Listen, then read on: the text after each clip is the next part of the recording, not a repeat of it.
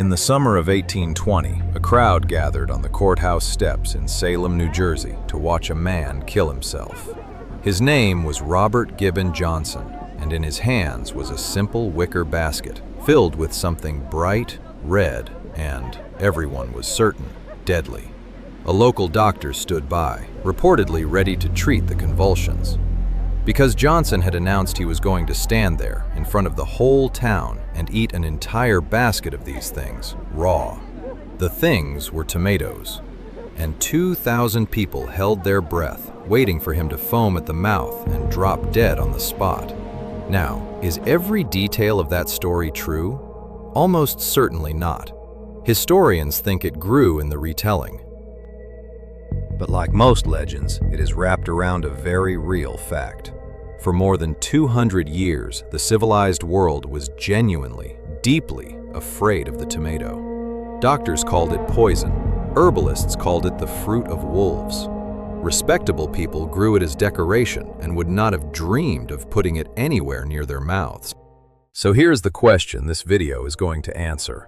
Why was the entire Western world so terrified of a fruit that now sits in every single refrigerator on Earth? The answer involves a case of mistaken identity, a family of murderers, and, believe it or not, the dinner plates of the rich actually killing people. But to understand why a man had to risk his life just to eat a salad, we have to go back thousands of years to a tiny wild berry growing on the western slopes of the Andes. The tomato did not begin as the plump red thing you know. Its wild ancestor grew along the coast of what is now Peru and Ecuador, and it was small, barely bigger than a pea, sour and easy to miss. For a long time, the people there seemed to have left it alone. The real story starts further north, in Mexico, where over centuries indigenous farmers took that little berry and slowly, patiently bred it into something larger, sweeter, and worth eating. By the time the Aztecs built their empire, the tomato was a staple. They called it, in the Nahuatl language, tomato, and that word, almost unchanged, is the one you still use today. Every time you say tomato, you are speaking a little piece of Aztec. In the markets of Tenochtitlan, they sold tomatoes of every size and color, chopped them with chilies and ground seeds, and made something the world would eventually copy endlessly: the first salsa. For the people of Mexico, this was ordinary food, safe, delicious, thousands of years old. There was nothing mysterious about it at all. The mystery only began when it got on a boat. When Spanish conquistadors tore through the Aztec Empire in the 1520s, they shipped its treasures back across the Atlantic. The gold, of course, but also the plants. Maize, chilies, and this strange red fruit came with them. And here is where the tomato's troubles begin. Because when it arrived in Europe, nobody there had any idea what it was, how to grow it, or whether it would kill them. They had no Aztec farmer to ask. All they had was a foreign plant and their own fear. At first, Europeans did the safest possible thing with it. They didn't eat it. They grew it in gardens as a curiosity, an exotic ornament from the New World, admired from a distance like a strange animal in a cage. In Italy, it picked up a rather beautiful name, pomodoro, from pomodoro, meaning golden apple, because some of the first varieties to arrive were yellow. A pretty name for a plant that most people still would not touch. And soon, that suspicion hardened into something much stronger than caution. It became certainty. The tomato, Europe decided, was poison. To understand why, you have to understand what the tomato looked like to an educated European eye. Because a trained botanist would take one look at the plant, the leaves, the flowers, the smell, and feel a chill of recognition. This thing belonged to a family they already knew, and it was a family of killers. The tomato is a nightshade. Botanically, it sits in the same family as some of the most notorious poisonous plants in European history. Deadly nightshade, also called belladonna, which could stop a heart. Mandrake, wrapped in centuries of witchcraft and legend. Henbane, used to poison and to drug. These were the plants of witches, of assassins, of dark magic. Their leaves could kill, and here was this red New World fruit, growing on a plant whose leaves and stems looked and smelled unmistakably like its deadly cousins. To a European herbalist, the tomato was not an innocent food. It was a nightshade wearing a bright, tempting disguise. That association got baked right into its scientific name. Botanists labeled it Lycopersicum, which literally means wolf peach. A peach because it was a soft, round fruit. A wolf because they believed it was dangerous, deceptive, something that would lure you in and then turn on you. Think about that name for a second. The most respected scientists of the age looked at a tomato and officially classified it as predatory. In 1597, an influential English herbalist named John Gerard put the fear into print. In his famous book of plants, he wrote that the tomato was of a rank and stinking savor, and strongly implied it was poisonous, even though at that very moment, people in Spain and Italy were quietly eating it without dropping dead. But Gerard's book was enormously popular, and his verdict stuck. For generations of English speakers, the official, expert, printed truth was simple. Do not eat the wolf peach. It will hurt you. And here is the part of the story that should genuinely surprise you. Because for the wealthiest people in Europe, the ones who actually did occasionally try a tomato, something real and terrible was happening. People were eating tomatoes and then getting violently sick. Some may have died. The tomato appeared to be proving the legend true, except the tomato was innocent.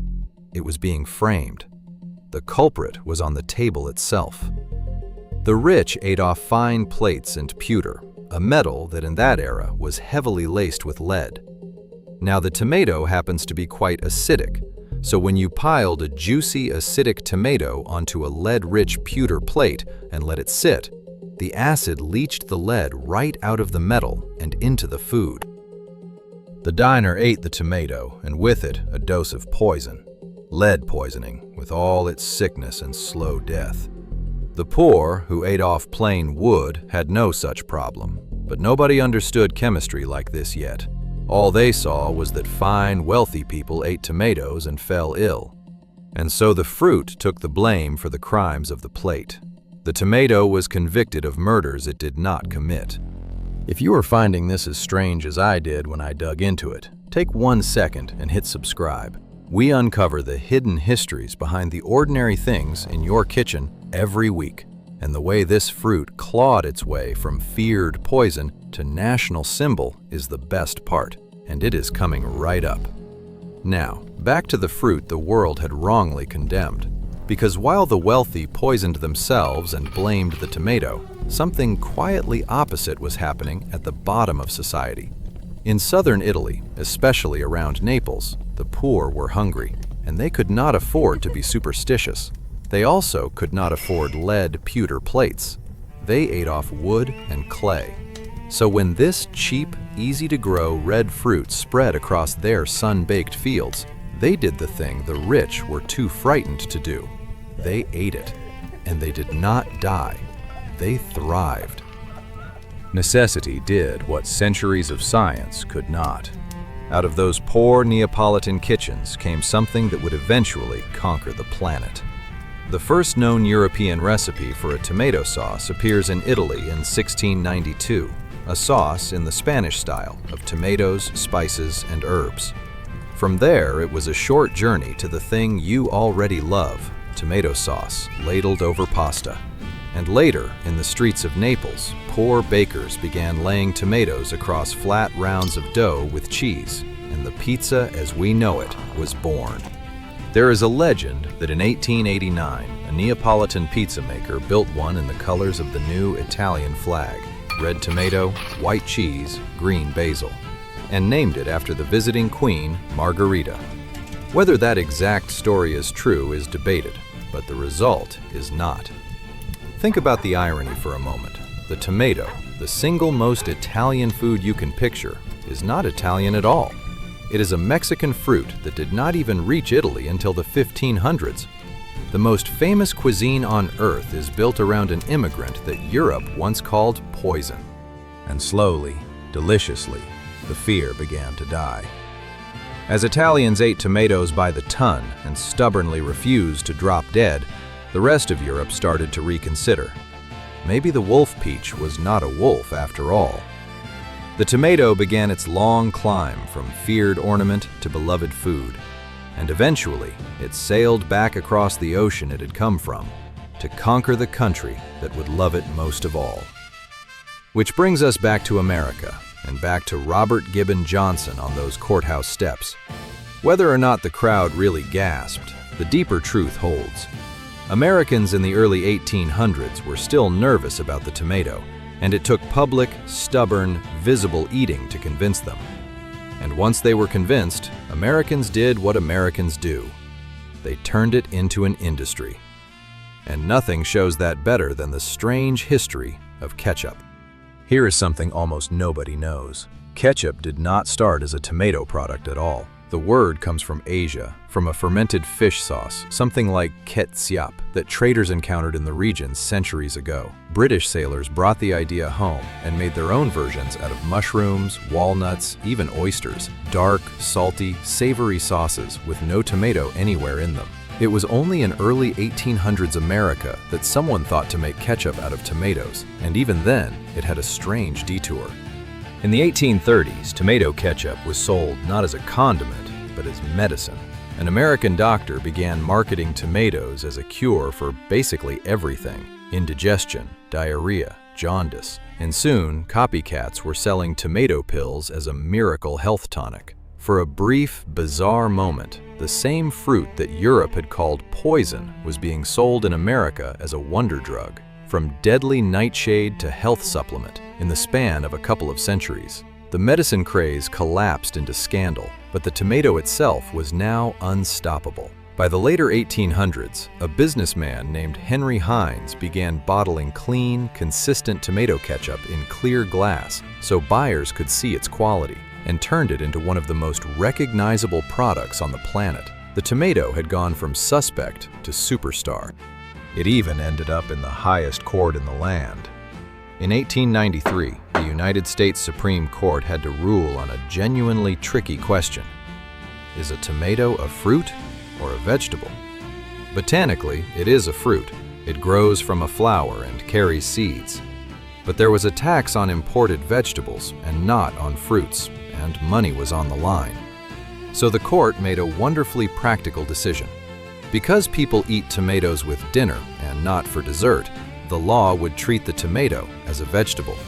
And so, legally, in the eyes of the American government, the tomato is a vegetable, even though nature disagrees.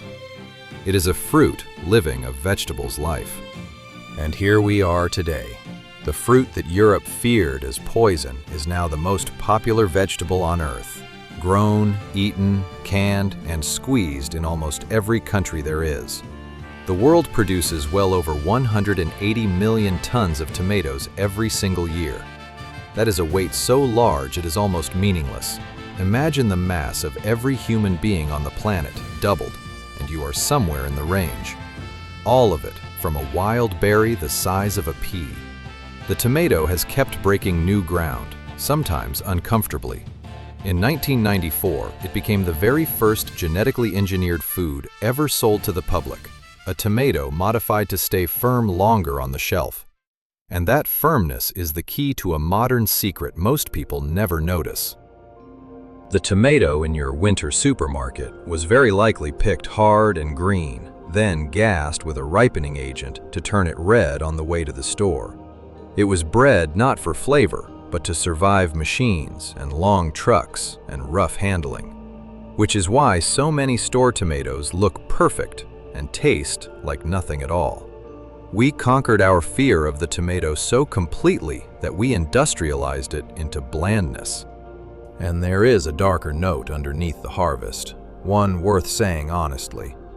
Much of that cheap, perfect, year-round supply has depended on the back-breaking, poorly paid, and at times brutally exploited labor of migrant farm workers in the fields.